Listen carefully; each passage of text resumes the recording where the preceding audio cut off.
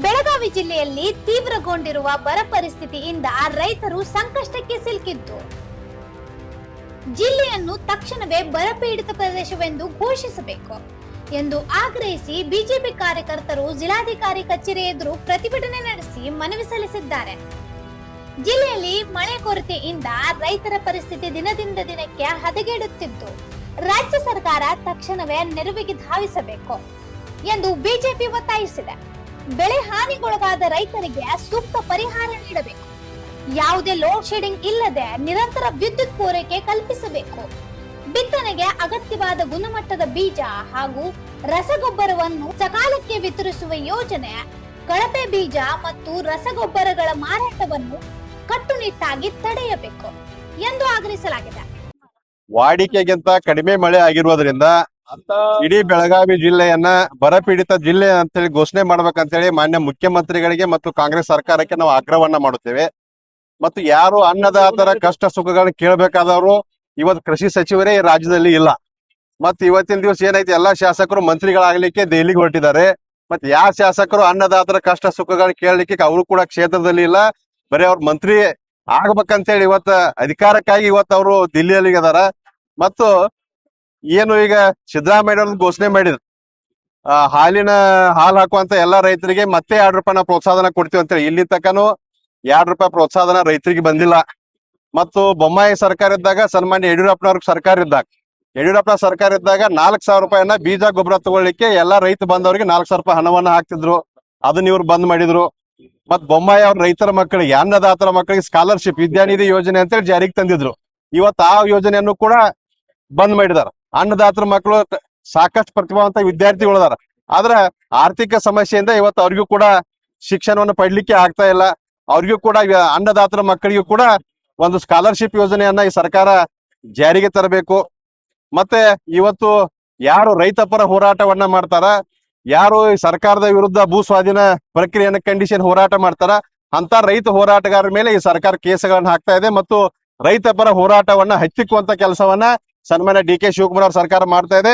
ಏನ್ ರೈತರ ಮ್ಯಾಗ ತಾವೇನ್ ಬಿಡ್ಜೋಳ ಕೇಸ್ ಹಾಕಿದಿರಿ, ತಕ್ಷಣ ಎಲ್ಲಾ ಮೊಕದ್ದಮೆಗಳನ್ನ ವಾಪಸ್ ಪಡಿಬೇಕಂತ ಇವತ್ತು ಭಾರತೀಯ ಜನತಾ ಪಾರ್ಟಿ ಆಗ್ರಹವನ್ನ ಮಾಡ್ತಾ ಇದೆ. ಮತ್ತು ರೈತರು ಸಂಕಷ್ಟದಲ್ಲಿದ್ದಾರೆ.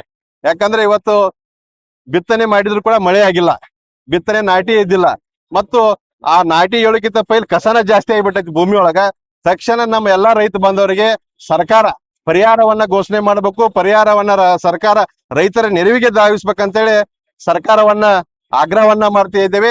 ಮತ್ತು ಟಿಸಿ ಕುಣಿಸ್ಲಿಕ್ಕೆ ನಮ್ಮ ಸರ್ಕಾರ ಇದ್ದಾಗ 30ರಿಂದ 40 ಸಾವಿರ ರೂಪಾಯಿದಾಗ ಟಿಸಿನೂ ಕುಂತದ್ದು, ಕಂಬು ಕುಂತದ್ದು. ಇವತ್ತು ಈ ಸರ್ಕಾರದೊಳಗ 3-4 ಲಕ್ಷ ರೂಪಾಯಿ ರೈತ ಇವತ್ತು ಖರ್ಚು ಮಾಡ್ಬೇಕಂತದೊಂದು ವ್ಯವಸ್ಥೆಯನ್ನು ಇವತ್ತು ಈ ಸರ್ಕಾರ ಜಾರಿಗೆ ತಂದದ. ಉಚಿತವಾಗಿ ಎಲ್ಲಾ ರೈತರಿಗೆ ಟಿಸಿ ಮತ್ತು ವಿದ್ಯುತ್ ಸಂಪರ್ಕವನ್ನ ಕೊಡ್ಬೇಕಂತೇಳಿ ಸರ್ಕಾರಕ್ಕೆ ಆಗ್ರಹವನ್ನ ಮಾಡ್ತಾ ಇದ್ದೇವೆ.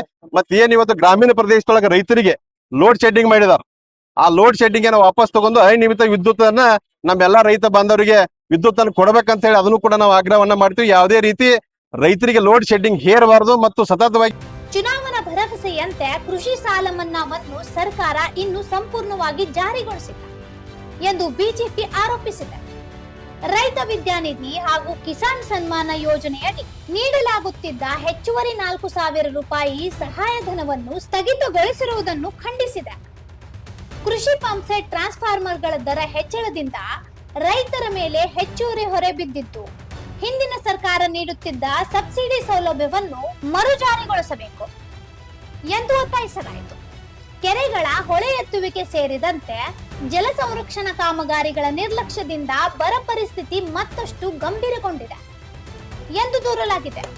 ಕೃಷಿ ಮತ್ತು ತೋಟಗಾರಿಕೆ ಇಲಾಖೆಗಳನ್ನು ತಕ್ಷಣ ಸಕ್ರಿಯಗೊಳಿಸಿ ಪರ್ಯಾಯ ಬೆಳೆ ಬೀಜ, ರಸಗೊಬ್ಬರ, ಬೆಳೆ ವಿಮೆ, ಹನಿ ನೀರಾವರಿ, ಮೇವು ಬ್ಯಾಂಕ್ ಹಾಗೂ ಕುಡಿಯುವ ನೀರಿನ ಯೋಜನೆಗಳನ್ನು ಯುದ್ಧೋಪಾದಿಯಲ್ಲಿ ಜಾರಿಗೊಳಿಸಿ ರೈತರನ್ನು ಸಂಕಷ್ಟದಿಂದ ಪಾರು ಮಾಡಬೇಕು ಎಂದು ಬಿಜೆಪಿ ಆಗ್ರಹಿಸಿದೆ.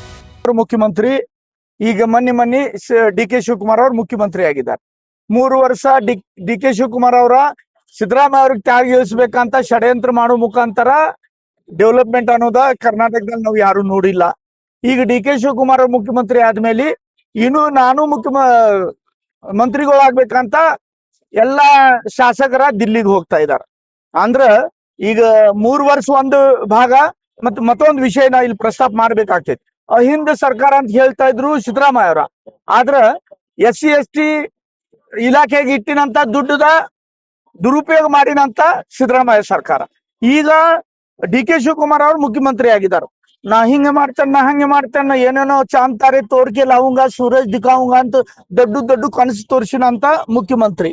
ಆದ್ರ ಈ ಮುಖ್ಯಮಂತ್ರಿ ಅವರ ರಿಯಲ್ ಎಸ್ಟೇಟ್ ಮುಖ್ಯಮಂತ್ರಿ ಇದಾರಂತ ಇಡೀ ಬೆಂಗಳೂರು ಅಲ್ಲ, ಇಡೀ ಕರ್ನಾಟಕ ಗೊತ್ತಾ.